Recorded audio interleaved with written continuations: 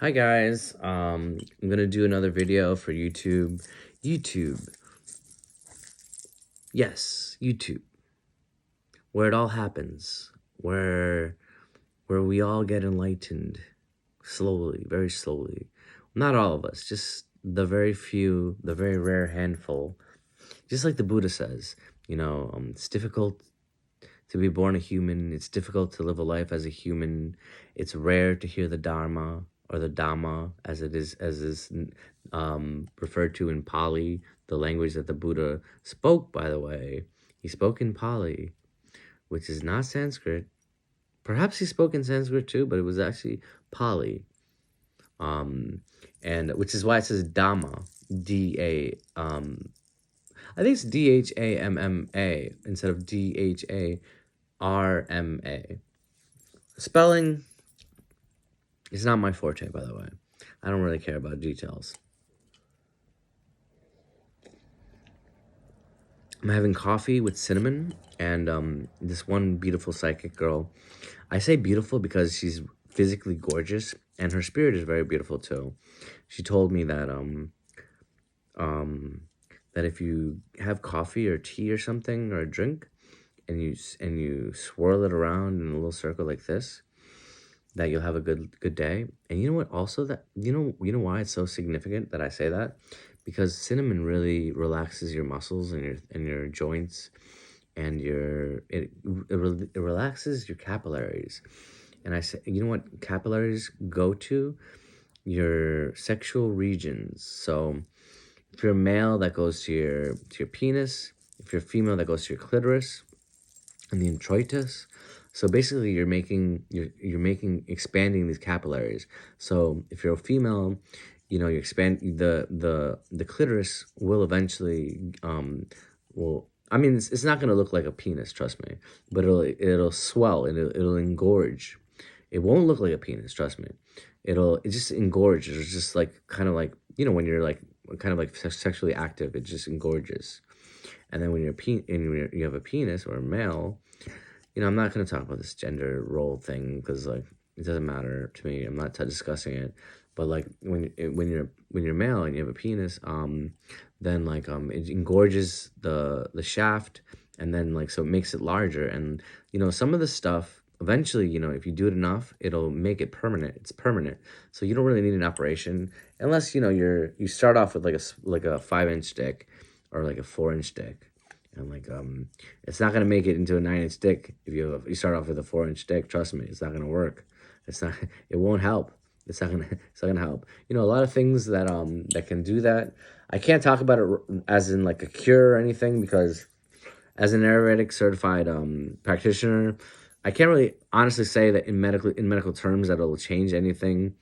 But I've heard that some of these, don't tell them. Never mind, I won't tell you. Okay. So anyways, I just wanted to congratulate everybody who survived the moon cycles. Well, technically the moon cycles last for at least 1 to 2 weeks, and it was a full moon or yesterday or something. Is it a full moon or new moon? I can't really tell. I think the new moon is the end of the month on the 22nd, around the 22nd, and the new moon is around the first week or so, first or second week. Anyways, so the moon is very interesting because, mostly people are aligned, men and women and men, align their cycle, their menstrual cycle. Yes, I said men too. Men have menstrual cycles.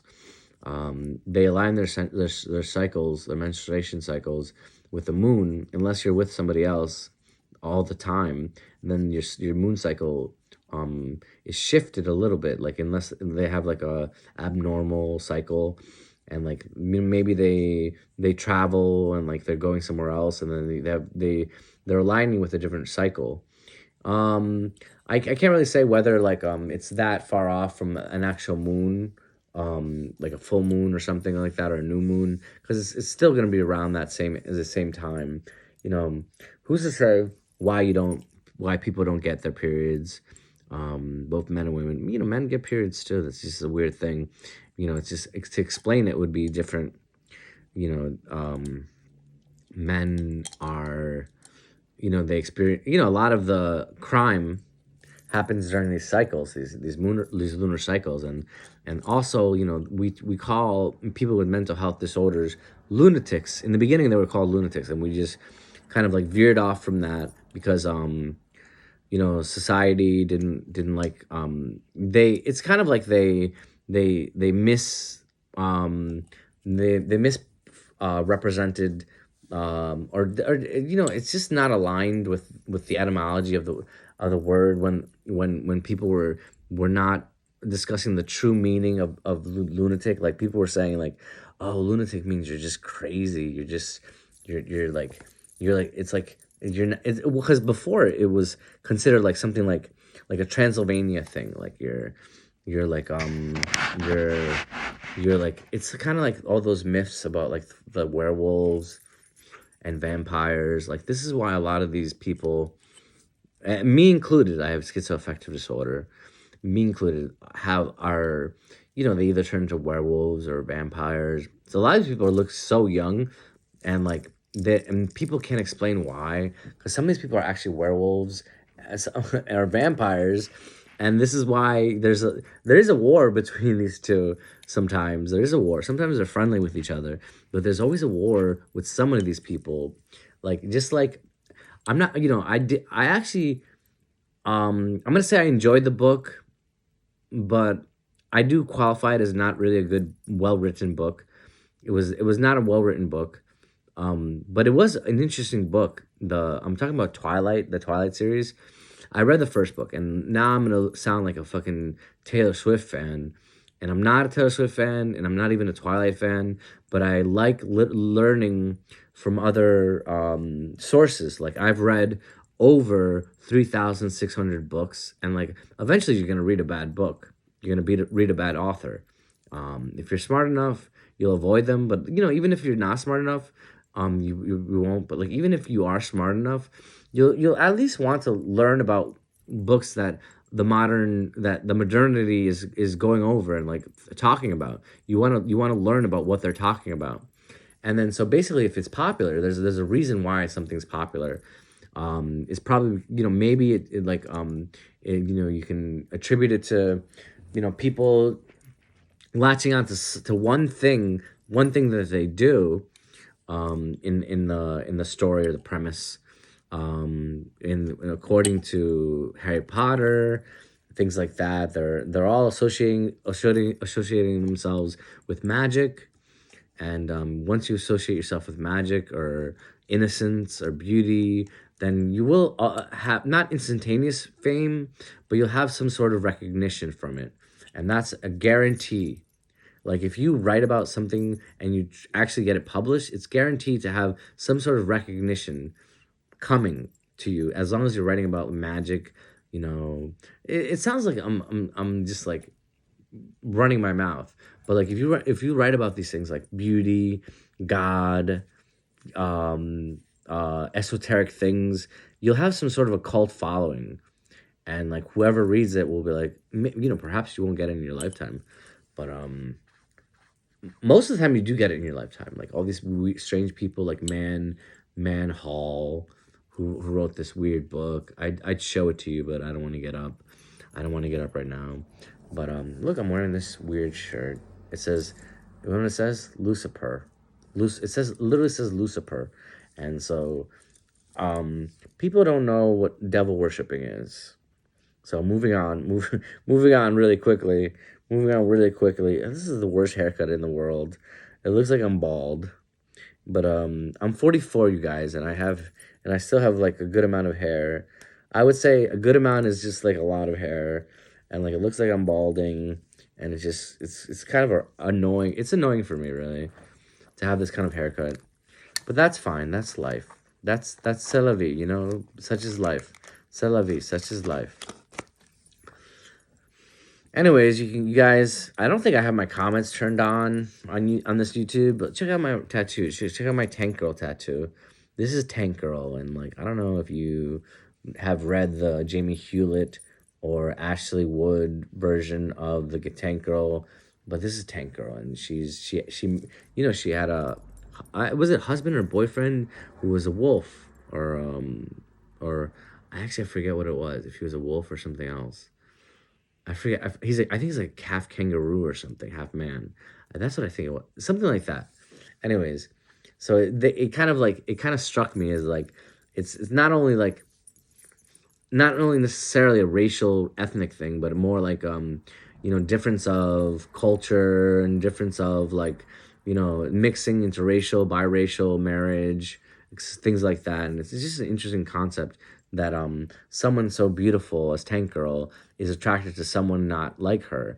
And when I read this one really interesting, really beautiful book, Eros, The Agony of Eros, and I was recommended. I mean, I picked it out myself, but the guy at Strand's bookstore. I love Strand's bookstore, by the way.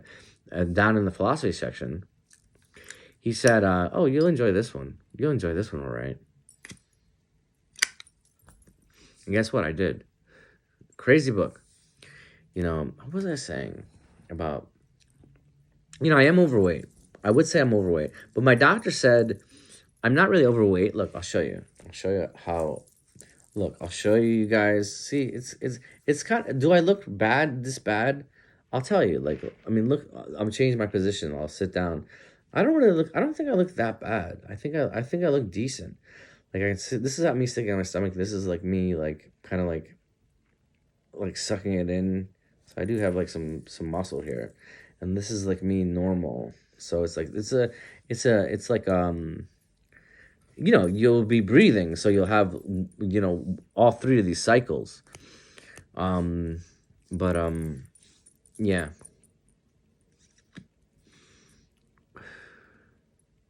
But the agony of Eros is what I was talking about, and that book talks about exoticizing, and like everyone nowadays used to talk about how like exoticizing is such a terrible thing. Oh, you're exoticizing these foreigners, these non-white people, and it's so bullshit. It's honestly it's bullshit. Because like exoticizing, as speaking as a black indigenous person of color, and also as a white person, because my family's from Spain, and I'm also Basque, part Basque, so that's kind of bullshit. Because I say that because I read the book, and I've always thought, not always thought that, but because I was influenced a lot by other people, and now that I've reached a state of enlightenment, and honestly, I'm not gonna say that I've reached godhood, but I have. But it sounds like obnoxious, and it is, but it's true. In the book, it talks about how like if you don't exoticize your lover, you can have a white girlfriend and a white boyfriend, and if you're not exoticizing them, then you're not appreciating their differences. Black, white, white, white, white, black. Yeah, exactly. I'm not talking about. I'm not excluding Chinese people or Asian people or Indian people, or what I mean is like black, indigenous person of color, and white, and then Jewish and Arab and etc. All that stuff. If you're not exoticizing your lover, then you're not appreciating the differences that they have. You're not appreciating the fact that they're different from you, the fact that they have different opinions of you and about you and of life than you, a different perspective in life. You're not appreciating these things. You're not appreciating that either maybe one has a penis, one has a vagina, maybe they both have penises, maybe they both have vaginas. You're not appreciating these things. And I honestly, I will say, like, I sometimes on Twitter, I'm really extreme in very many cases. Like, sometimes I'll be super liberal, sometimes I'll be super extremely conservative, and it always fluctuates with depending on the person that I'm speaking with. It always fluctuates, and like, you guys see me smoking a cigarette right now, and you'll probably say, "Oh, this guy's not a yogi," but honestly, I'm a really like serious yogi, and I say that with like utmost like sincerity and honesty. I don't really know anybody except this one woman who actually admitted that she was celibate for a lot longer, like years longer than I have been, and I've been celibate, like no masturbation, no sex, for at least a year and a half, post like my first sexual experience. and very difficult. I'm talking about my first like moment of masturbation, and then that's like when you're like, oh well, that's good, I want to keep trying that. And like honestly, I am a sex educator, so I like talking about things like this too, because I like to educate people. I'm not educating kids because that's not my job. I'm not a high school teacher. I'm trying to educate adults. And so basically, if you are celibate sexually with other people, that's one thing, and that is a form of brahmacharya, which is celibacy, which does give you a lot of esoteric, mystical benefits, like mystical powers. It does basically mystical powers. I would try googling all the mystical. Oh wow, there's like an angel here. That's so crazy. I just heard my window like move and shutter. Sometimes I hear like angels outside, and they're always like singing. And it's always in a shit. I always hear weird things sometimes. Once you get enlightened, there's weird supernatural things happen to you. Even if you're not enlightened, it'll happen because it's like you're supposed to be enlightened in this lifetime. But yeah, that's the thing about being a sexual. I'm a sex educator, and I'm also a love attraction and part. I forget what the other thing is, like a partnership or something, attraction, love attraction, and something like else. I'm certified practitioner, so I teach people about stuff like that, and I even practice it for myself, for my relationships, because I am a practicing brahmachari until I meet the right person. And I do masturbate every now and again. Mostly I do it a lot. But not, mostly I don't do it more than once a day unless um whatever. Unless whatever. But sometimes you have to conserve, not sometimes, but you have to think about conserving your chi or your prana, because it is important for people to realize that there's 3 strips of tejas in the heart. Sorry, this is the heart. Where's the heart exactly? Yeah, they say it's on the right side, but I'm reluctant to actually think that it's maybe in underneath the rib cage, and like underneath the 2 adjoining rib cages. But actually I think it is in the heart on the right side, actually. Should I know? Probably. I should know that. But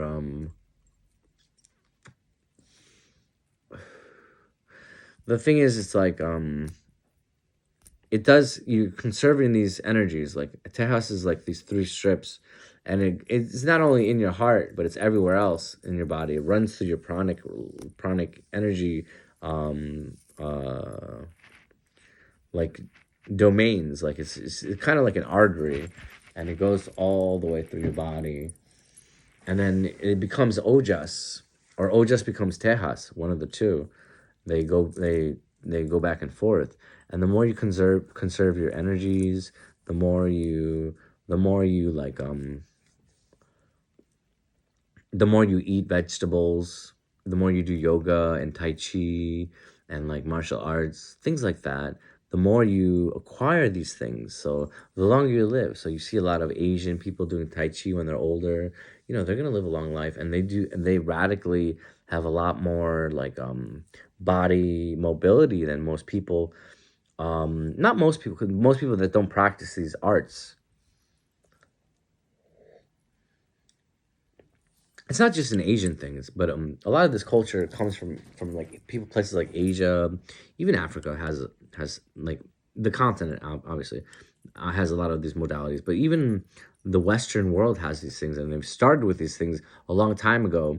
And everyone wants to say like, oh no, most white people don't have these cultural things. That's bullshit.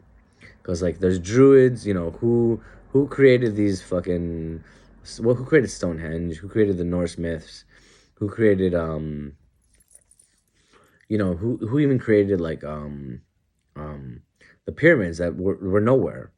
Everyone thinks that like it's just that these pyramids were built by travelers that came from one place, and I don't believe it.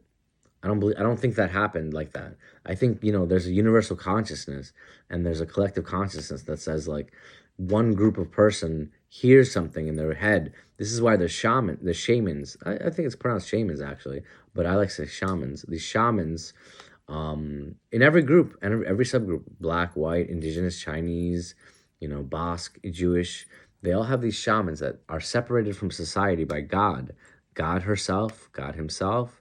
They're separated by God so that they can learn about societies around them and themselves and other people in the society in a deeper way, in a deeper sense. There's talking to people, of course, and that does help. And a lot of these shamans are very social people, very social. I'm a shaman myself. I'm a certified shaman. I'm ordained as a shaman. And a lot of these shamans do that. And I should shut this video down because it's gonna be such a bitch to like upload if it's too long. But I love you guys, and I also hate you guys. You guys suck. By the way, everyone sucks. Everyone does suck. By the way, you don't believe me? Go to Starbucks.